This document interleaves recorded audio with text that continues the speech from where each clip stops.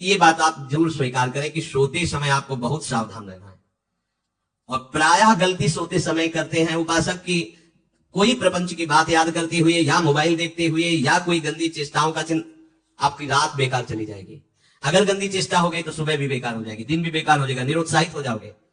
सोते समय आपको समय नहीं देना व्यर्थ चिंतन का। उसी समय विषय चिंतन होता है, उसी समय विषय भोग की आकांक्षा जागृत होती, उसी समय विषय देखने की इच्छा होती। मोबाइल है तो जिस समय आप अपनी शैया पर जाए स्विच ऑफ कर दें। उसमें मैसेज घंटी आने का कोई भी रास्ता मत रखें। मान लीजिए आप उपासक हैं भगवत प्राप्ति की, 30-35 वर्ष ये नहीं था तो सब मर नहीं गए थे। और बोले इमरजेंसी, जब इसकी 30-35 वर्ष से पहले इसकी कोई रचना नहीं थी, मुझे लगता है, क्योंकि 30-35 वर्ष में ही इसका हम विस्तार देखा है। नहीं तो कभी किसी के पास मोबाइल नहीं। कोई बड़े अधिकारी तो इतना बड़ा हो, इतना बड़ा वाला हो, ऐसे रखते थे वो। नहीं तो मोबाइल तो हमें लगता है 30-35 वर्ष। तो फिर इमरजेंसी कैसे चलती थी? कैसे चलती थी इमरजेंसी? वो आप ब्रह्मा हो क्या कि इमरजेंसी संभाल लोगे? स्विच ऑफ करो। जो सब इमरजेंसी संभालने के लिए तैयार, रात दिन न सोता है, वो हर समय जागृत रहता है, वो हमारा आराध्य देव है। स्विच ऑफ करो, चिंतन लगाओ श्री जी का।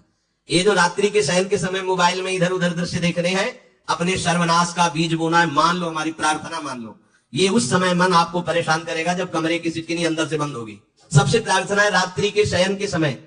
तो बोले फिर ठीक है 10 बजे तक देख लेंगे मोबाइल, इसके बाद शयन के समय भजन कर लेंगे। होगा ही नहीं। क्या तुम देखना चाहते हो? प्रिया प्रीतम के सिवा और कुछ क्या देखना चाहते हो? वो तो सुभग सुंदरी सहज श्रृंगार, सहज शोभा सर्वांग प्रति सहज रूप वृषभानुनंदिनी। हमारी स्वामिनी जी की सुंदरता छुपाने के लिए आभूषण पहनाए जाते हैं, औरों को तो आभूषण सुंदरता बढ़ाने के लिए। यहाँ छवि के छिपाए हुए को ऐसे के दास होके क्या देखोगे मोबाइल में? क्या देखना चाहते हो? वासना की क्रीड़ा, और तुम उस क्रीड़ा को देखना चाहते हो? परमार्थ के पथिक हो। देखना है तो प्रभु को देखने की वृत्ति रखो, अन्यथा मूंद लो आके प्यारे, महान फल प्राप्त करोगे। सबसे प्रार्थना है एकांत में मोबाइल रूपी दुश्मन से बचो। क्योंकि जब आप गंदी बात कहीं देखोगे तो आपके अंदर वैसे ही चिंतन बनेगा, वैसे ही लगेगा मैं भी ऐसा करूं, मैं भी ऐसा भोगूं, मैं भी ऐसा देखूं। मान लीजिए आप, जब हमारे शास्त्र कहते हैं कि पशु पक्षियों के मैथुन को भी नहीं देखना है, अगर ऐसा एक बार दृष्टि पड़ी तो मानसिक प्रणाम करके दोबारा दृष्टि ना देना। और आप मोबाइल में ऐसी चेष्टाएं देखोगे, कैसे आप भगवत भजन करोगे? कैसे भगवत प्राप्ति का उद्देश्य रख पाओगे? ये कलयुग की बहुत महीन चाल है, उसके बिना काम नहीं चलेगा और हम तुम्हें काम से युक्त कर देंगे। इसके बिना काम चलेगा नहीं, तुमको रखना पड़ेगा। और जब तुम इसे रखोगे तो हम काम अपना कर लेंगे। कलयुग ने कहा हम अपनी व्यवस्था बना लेंगे। यहां कह रहे हैं जब आप नींद में जा रहे हैं तो बिल्कुल मानो मृत्यु शैया पे जा रहे हैं, आपको उस समय नाम जप में बहुत ध्यान देना है, कहीं मन बहक ना जाए। तो क्या होगा, 5-6 घंटे जो आप लेटोगे ना, वो भी भजन हो जाएगा। हमारा जो सततम योमाम स्मृति नित्यशा है ना, ये पूरा हो जाएगा। नहीं उस समय हम सो जाएंगे तो हमारा 6 घंटे का भी योग हो गया, 6 घंटे भजन रुक जाएगा। और ये 100% पक्की बात अनुभव की कहते हैं। यदि सोते हुए भजन करोगे तो जगते, कई बार तो पकड़ा है कि अगर आधे पद में बेशुद्ध हो गए तो वो पद पूरा जगते ही शुरू हो गया है। मतलब बीच में स्थिति भागवती की रही। जैसे बेहोश करते समय हमने कहा था जब ऑपरेशन के हमें बता देना, तो उनका बाबा भी इंजेक्शन लगाने वाले हैं, तो 1 मिनट हमें केवल दीजिए अपनी चित्तवृत्ति। तो जब होश आया तो वही पहले चिंतन चल रहा था, वही चिंतन। जैसे सोने के समय बेहोश हुए तो जगने के समय वही चिंतन, ऐसे ही इंजेक्शन से जब बेहोश हुए और जब होश आया तो वही चिंतन चल। बहुत बड़ा चमत्कार अभ्यास का है। नींद खुले तब से लेकर गाढ़ नींद आने तक स्मरण में कभी रुकना नहीं। और आपको एक छूट दे रहे हैं। कभी कभी क्या होता है कि एक मंत्र में, एक नाम में जैसे बहुत देर अभ्यास करते हैं तो मन उबने लगता है। इसका स्वभाव है, यह अनुभव की बातें कहते हैं। इसका स्वभाव है नवम नवम। नहीं तो ये मतलब, तो इसको हम लोगों ने कैसे फंसाया है? जैसे गुरु मंत्र जप रहे, अब 2-3 घंटे लगातार गुरु मंत्र जप, अब इसको उबन बढ़ी, अभी छोड़ रहा है, बीच बीच में पता चलता है छोड़ना चाहता है, छोड़ रहा है, तुरंत इसको नाम में फंसाया। अब थोड़ी देर नाम में चला, फिर उब रहा है। बहुत विचित्र है ये। अब उसको फंसा दिया। और पीछे की बात अभ्यास के समय, नमामि समीशान निर्वाण रूपम विभुम व्यापकम ब्रह्मवेद स्वरूपम। चिंतन, पद गायन करें, ये भगवान शिव पद गायन कर रहे हैं, उसका चिंतन। निर्वाण रूपम विभुम व्यापकम ब्रह्मवेद स्वरूपम। अब अपने यहां अवसर है, सुंदर सुंदर कोई पद गुरु मंत्र जब करते हुए मन जब उबने लगे, राधा वल्लभ श्री हरिवंश, राधा वल्लभ श्री हरिवंश, राधा वल्लभ श्री हरिवंश, इसमें भी उबने लगे। शुरू कर जोई जोई प्यारो करे सोई मोही भावे भावे मोही जोई, इसमें भी उबने लगे। सुधानिधि का कोई एक लाइन ले लो, ब्रह्मेश्वरादि सुदरूप पदार बिंद श्रीमत् पराग परमाद्भुत वैभव ब्रह्मेश्वरादि सुदरूप पद। छोड़ना लगेगा, तू भाग में नवम नवम दे रहा हूं, नवम। इसको फंसाने के लिए आपके पास अस्त्र हो, जैसे यहाँ चाकू, यहाँ पिस्तौल, तलवार, ये वो सब बिल्कुल वीर सजा रहता है। ऐसे अपने लोग सजे रहते। छोटा राधा, अब एकदम चिपक गया आके तो कैसे मारे, तो छोटी चाकू है ना वैसे। राधा राधा राधा, थोड़ा दूरी राधा वल्लभ श्री हरिवंश, थोड़ा दूरी गुरु मंत्र, बड़े बड़े अस्त्र अपने पास रख ले, बहुत भाग रहा है तो फंसा दिया। प्रथम यथावति प्रणव सी, अब लग पूरा पदगा उसमें लग, प्रथम यथावति प्रणव। भोजन पाते समय ऐसा अभ्यास किया है, 1 घंटा के पहले भोजन नहीं होता, चाहे 2 रोटी खा लो, समय लगता है आराम, एक एक नाम, एक कुछ भी अल्लाह मचाओ, कोई फर्क नहीं पड़ेगा, अपना चलेगा। अभ्यास स्नान के समय, भोजन के समय, किसी क्रिया के करते समय, किसी से बात करते समय, सोते समय, ये विशेष स्थान जहां में सावधान रहना है। यहाँ भजन छूटता है, ध्यान देना, यही भजन छूटता है। चलते समय, क्रियावान होते समय, प्रसाद पाते समय या किसी से बतलाते समय, ये सब भजन के छूटने के स्थान है और यही पकड़ना है भजन को। जब आपको बिल्कुल न लगे तो मानसिक सा बंद कर दो और गुनगुनाने लगो। जो ध्वनि आपको अच्छी लगे उसी में नाम, कोई नाम लेके, संसार का चिंतन ना होने पावे, चाहे जो कुछ तुम चिंतन, जहां तुम्हारा मन आवे, गंगावली गोदावरी कुछ भी, भागवती चिंतन के सिवा संसार के चिंतन न होने पाए। पहले ऐसे अनन्य बनो, फिर बाद में अनन्यताती रसना कटो जो अनरट। हाँ, विषय चिंतन कर रहे, प्रपंच कर रहे हो, बोले रसना कटो जो अनरटो। और नहीं बोल सकते, प्रपंच बोलेंगे बस, रसना कटो, ये शब्द वहां नहीं आते। पहले मां को छूट देते हैं, भक्त चरित्र, भगवान की चरित्र, नाम, कीर्तन, मंत्र, जो भी चाहो, संसार का चिंतन मत होने देना, पहले ये पकड़ो। फिर आगे चल करके जब पवित्र हृदय होगा तब ये निष्ठा आती, रसना कटो जो अनरटो, निरखियन फुटो नयन। मान लो संसार का चिंतन नहीं करने देना है इसको, आप जैसे बने वैसे करो भागवती चिंतन। कोई नाम ले लो, कोई मंत्र ले लो, तुम्हें जो प्रिय लगे, हम छूट देते हैं। ये नहीं करें कि रसना कटो जो अनरटो, ये बाद की बात है। हमें पहले इसका संसार चिंतन रोकना है। कैसे छूटेगा, कैसे छूटेगा, हमें ये पकड़ना है। नहीं तो निष्ठा की बात, जो हरि नाम जगत त्रिशिरोमणि वंश बिना कबहु, हरिवंश बोलेंगे नहीं, हरि बोलना नहीं है, हरि बोलना नहीं, क्योंकि जो हरिनाम जगत त्रिशिरोमणि वंश बिना, हरिवंश बोलना नहीं है, क्योंकि प्रपंच में रहती है। तो क्या करो, जो तुम्हें प्रिय लगे पहले उसे पकड़ो। ये हम अंदर की बात कह रहे, प्रवचन की बात नहीं कह रहे। मन को फंसाना है हमें, राम कृष्ण हरि जहां लगे इसको लगा, पहले इसको फंसाओ, संसार का चिंतन न होने दे। गीता, भागवत, भक्त चरित्र, कुछ भी, कहीं भी इसे फंसाओ, पहले संसार का चिंतन न होने दो, फिर लाओ इसको घुमा के निकुंज वाटिका में। फिर तो भागेगा ही नहीं, फिर नहीं भागेगा। अब सीधे निकुंज वाटिका में किसी महाभाग्यशाली गुरु आश्रित का लगेगा, अन्यथा बहुत प्रपंची मन है, आप आश्रय इधर का लोगे, प्रपंच का चिंतन करोगे, बात बनेगी। चिंतन छोड़ना है हमें, जैसे बने तैसे संसार का चिंतन छूट जाए तो हम विजय को प्राप्त होंगे। ध्यान दीजिए, इस परमात्म तत्व को वही प्राप्त कर पाता है जिसका राग बीत गया है, खत्म हो गया है, वैराग्यवान। ज्यादा परिश्रम नहीं है वैराग्य में, विवेक नहीं होने के कारण हम वैराग्य नहीं धारण कर पाते। हम बाहरी बातों को वैराग्य ले लेते हैं, ऐसा कपड़ा बदल लेना या कपड़ा ना पहनना या लौकी का कमंडल, मिट्टी का पात्र, तो हम अपने को वैरागी। बात यहां नहीं रुकेगी। वैराग्य का इतना ही मतलब, ये भी एक बाह्य अंग है वैराग्य का, पर वैराग्य का सच्चा स्वरूप है वीतरागा। कहीं कुछ भी अच्छा नहीं लग रहा, कोई भी सुख आकर्षित नहीं कर रहा, लोक लोकांतर की प्रतिष्ठा, मान, सुख, ऐश्वर्य, व्यक्ति, कुछ अच्छा नहीं, राग खत्म हो गया। ऐसा उस अक्षर ब्रह्म को, अविनाशी तत्व को जान पाता है। जगते भयो फेरे बैरागी, जैसी हरिवंश प्रपंच वंश सब ये काल व्याल को खायो। हालत यह है कि जैसे सांप ने मेढक को पकड़ रखा और मेढक सामने पतिंगा को, कीड़े को पकड़ना चाहता है, उसे यह पता नहीं कि मैं खुद किसी का कवल बन चुका हूं, तो एक झटके में मुझे अपने पेट में ले जाएगा। ऐसे ही हम सब हैं, काल के द्वारा ग्रसित है, काल ने हमें पकड़ रखा है और हम भोग भोगना चाहते हैं। हम नाना प्रकार की मान प्रतिष्ठा पाना चाहिए, ये पता नहीं एक झटके में हमारा अस्तित्व ही खत्म हो जाएगा। जिनके अंतःकरण में किसी भी व्यक्ति, वस्तु, स्थान, पद, प्रतिष्ठा का राग ही नहीं रह गया है, उसे कहते हैं वैराग्यवान। वीतरागाः, राग ही नहीं है।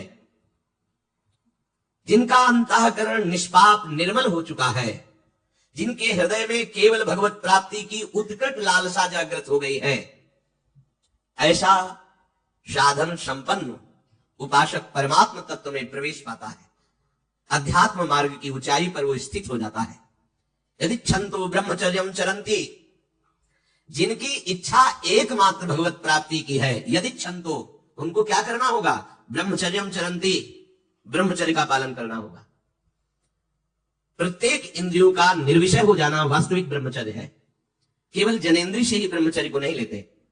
हमारी प्रत्येक इंद्रिय भोगों से रहित होकर भगवत अनुराग में, नेत्र प्रभु को देखना चाहते हैं, त्वगेंद्रिय प्रभु को स्पर्श करना चाहती है, घ्राणेंद्रिय प्रभु के श्री अंग की गंध पाना चाहती है, श्रवणेंद्रिय प्रभु के वचन सुनना चाहती है, एक एक इंद्रिय अपने प्रभु में लग गई, अंतर्मुख हो गई, बाहर विषयों का त्याग हो गया, इसे ब्रह्मचर्य कहते हैं।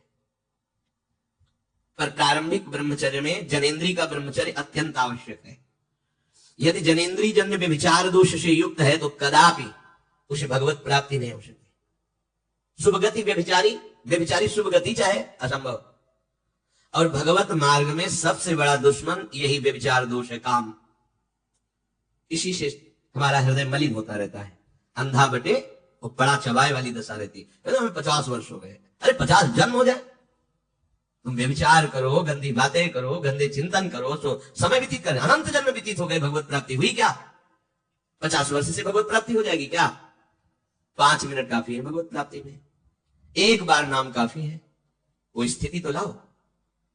बार बार बहिर्मुख वृत्तियों के द्वारा विषयों में सुख बुद्धि कर लेने से हमारा सारा का सारा अध्यात्म चिंतन बदलता रहता है, इसलिए लाभ नहीं मिल पाता, एक रस चिंतन नहीं रह पाता।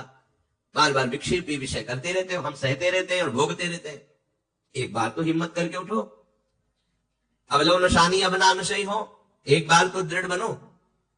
बस मन के अनुकूल चलने की बात को तुम्हें रोकना होगा, तभी तुम्हारे अंदर यदि क्षमतो ऐसी इच्छा जागृत होगी। पक्का पक्का ऐसा ही है, जब हम किसी विषय के वेग को सहते हैं, विषय नहीं भोगते, तो मन बहुत जलाता है। उस जलन में फिर एक ही बात होती है, बस भगवत प्राप्ति हो जाए, झंझट खत्म हो जाए। कब तक हम इसमें चलेंगे? एक बार भगवत, वो जलन हमको भगवत प्राप्ति की इच्छा प्रकट करती है। अपने लोग क्या करते हैं? जलन को मिटाने की कोशिश करने लगते हैं, तो भगवत प्राप्ति की इच्छा क्या, भोग प्राप्ति की तृष्णा जागृत हो जाती है। भोगी हुई भोगों को बार बार भोगने की इच्छा का नाम तृष्णा है। बाहर और भीतर से कोई सहयोगी नहीं, जल रहा है उपासक, तब रास्ता निकलता है भगवत प्राप्ति का, तब इच्छा प्रकट होती। अब नहीं, बहुत जल लिया, अब तो केवल प्रियाजों के समीप जाना है, अब तो प्रभु के सानिध्य में रहना है, नहीं इन भोगों की जलन में जलना है। पर यहां तक पहुंचने के लिए जलना होगा, तभी लिखा सहित सहित बाढ़ भगति तास्तिति चश्य भारत, क्योंकि आगमा पाइनो अनित्यास, इनाशवान काम क्रोधादि तुम्हें प्रेरित करेंगे, तुम इनके वेगों को सह जाओ, ये स्थायी नहीं है। आगमा पाइनो है, आने जाने वाले हैं, और ये सहन करने से नष्ट होते हैं, भोगने से बढ़ते हैं। यदि क्षमतो, अगर भगवत प्राप्ति की इच्छा है तो ब्रह्मचर्यम चरंती, ब्रह्मचर्य का पालन करना ही होगा, इसमें कोई गुंजाइश नहीं, क्योंकि आप चल ही नहीं सकते। ध्यान से सुन लो, ये मनोरंजन का मार्ग नहीं है, इसमें मन ही मार तनहारिक है वृंदावन में गाज, इसमें मन मारना होगा। प्रायः ये मन को दुलार करने वाले लोग कभी भाग्य से सत्संग में भी आ जाते हैं, कभी श्री विग्रह के दर्शन करने भी मंदिर पहुंच जाते हैं, कभी तीर्थ याटन भी करते हैं, पर इनका कोई लक्ष्य नहीं होता। हाँ, सुन लिया सत्संग, बढ़िया है, लक्ष्य नहीं होता। यहां लक्ष्य वालों की बात हो रही। यदि क्षमतो, यदि तुम्हारी ऐसी इच्छा जागृत हो रही किसी जन्म में भगवत प्राप्ति करनी, तो ब्रह्मचर्यम चरंती। आप सच्ची मानिए, जिसके निकालने में तुमको सुख की अनुभूति हो रही है, उसको रोकने में कितनी सुख की अनुभूति होगी। उन्मत्त हो जाओगे बहुत जल्दी, आपके सारे के सारे करण भगवदाकार होने लगेंगे यदि आप ब्रह्मचर्य का पालन करेंगे। शरीर स्वस्थ, हल्का, मन प्रसन्न, नींद आदि पर विजय, कितने गुण ही गुण। और ब्रह्मचर्यहीन आलस्य, प्रमाद, भोगों का चिंतन, मन का डिप्रेशन में पहुंचना, कमर में दर्द, टांगों में दर्द, सर में दर्द, घबराहट होना, बिना किसी कारण के मन भयभीत हो रहा है, भोजन अपच हो रहा है, बिना किसी प्रक्रिया के वीरनाश हो रहा है, बिना किसी प्रक्रिया के। काहे को मृत्यु स्वयं स्वीकार कर रहे हो, ये मृत्यु है। चाहे भगवान दत्तात्रेय जी बोल रहे हैं, भगवान कपिल देव जी बोल रहे हैं, जब उपासक को संबोधन करते हैं भगवत प्राप्ति के लिए, तो कहते हैं कि इस भोग वृत्ति को साक्षात मृत्यु रूप देखो, ये मृत्यु है तुम्हारी। जब शरीर राग त्यागना है तो तुम शरीर से भोग भोगोगे, तो आसक्ति शरीर की पुष्ट होगी, आसक्ति भोग सुख की पुष्ट होगी, है नहीं। कितने दिन शरीर रहेगा, कितने दिन भोग रहेंगे। विचारवान बनो, ब्रह्मचर्यम चरंती, ब्रह्मचर्य का पालन करो। उपासक जो ब्रह्मचारी होता है उसका खिला हुआ चेहरा रहता है, जैसे कमल खिला हुआ, बिना किसी कारण के उसकी मुख मुद्रा में प्रसन्नता होती है। जो ब्रह्मचर्यहीन होता है बुझा हुआ चेहरा होता है, तेजहीन, बिना किसी कारण के वो शोकग्रस्त लगता है। बैठा है, आपको लग रहा है शांत है, लेकिन आप चेहरे को देखो, वो एक शोकग्रस्त है, कुमलाया हुआ चेहरा, अशांत चेहरा। मुख प्रसन्न, तन तेज विराजा, यह है ब्रह्मचर्यम चरंती भगवत आराधन संपन्न उपासक का। जैसे आग में पैर रखते हुए कोई चले तो कैसे चलेगा, ऐसे ही ब्रह्मचारी की पहचान है। इतनी स्फूर्ति उसके अंदर होती, जैसे आग में चलने वाला पूरा पैर नहीं रख पाएगा, अगला कदम रख देगा क्योंकि ताप लग रहा है, ऐसे उसकी स्फूर्ति होती पैरों में। उसकी आंखें एकाग्र रहती है, चंचलता इधर उधर या बार बार झपकना ये विषयी पुरुष का लक्षण, बार बार पलक झपकना ये विषयी पुरुष का लक्षण, इधर उधर ताक झांक चंचलता, ऐसा बैठे तिनका तोड़ रहा पैर हिला, ये सब विषयी पुरुष के लक्षण है। ये तो बिल्कुल साधारण स्पष्ट दिखाई देता है आदमी विषयी है या ब्रह्मचारी है, एक सेकंड में लक्षण होते हैं। आपको जब भगवत मार्ग का अवसर मिला है तो गृहस्थ हो, संतान हो गई, ब्रह्मचर्य से रहो। नहीं चाहिए संतान तो भ्रूण हत्या गर्भ हत्या जैसे महापाप करने की क्या जरूरत है। उसी वीर से संतान उत्पन्न होती है जिसको आप नष्ट कर रहे हो, जिसको आप ऐसे पानी में बहा रहे हो, व्यर्थ फेंक रहे हो, तो उसको भ्रूण हत्या का पाप लग रहा था, तुमको पुण्य लग रहा है, वीर बात कर रहे हो तुम्हें भी वही हत्या लग रही है क्योंकि उसमें वही जीवात्मा है जो मां के गर्भ में जाके बालक रूप धारण कर लेती है, उसको तुम नष्ट कर रहे हो। और बुद्धि भ्रष्ट हो गई है, समझ में नहीं आता, व्यर्थ में वीर बात करते हो, व्यर्थ में। तुम्हारा भजन बनेगा, तुम अध्यात्म के योगी बनोगे, मजाक है अध्यात्म का मार्ग, होश में हो जाओ। ये मन की दुलार को बंद करो। जब तक इच्छा ही नहीं भगवत प्राप्ति की तो फिर तुम कैसे भगवत प्राप्ति कर पाओगे। भगवत प्राप्ति की इच्छा कैसे होगी जब तुम्हारी इस तरह से निंदनीय वृत्तियां हैं। इंद्रियों को दुलार कर रहे हो, मन को दुलार कर रहे हो, भगवत प्राप्ति चाहते हो, आचरण नीच और चाहते हो उच्च पदवी, सावधान हो जाओ।